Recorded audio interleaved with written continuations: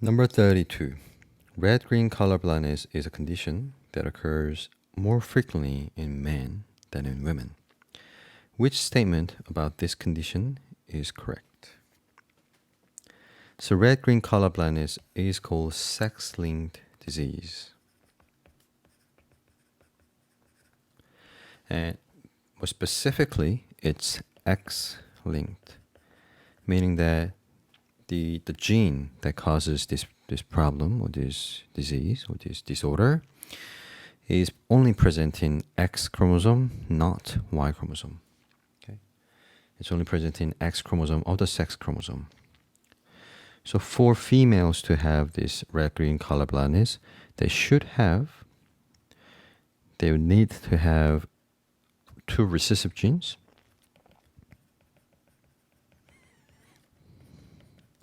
If they have one dominant allele and one recessive allele, they are called carriers. They're normal, but they carry the gene that can cause the color blindness. If they have two dominant alleles, then they are normal. As for males, we have XY chromosomes.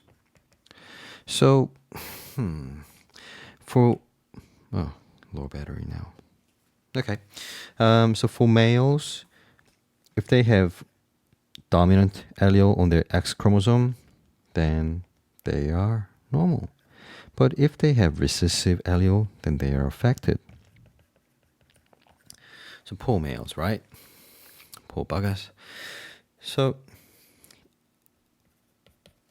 females have, 1 in 3 chance of having the color blindness, but for males, it's like half, 1 in 2. So this is why, statistically speaking, there are more males with color blindness than females. Okay. So number 32, the answer is B because it's a sex-linked disease or sex-linked disorder.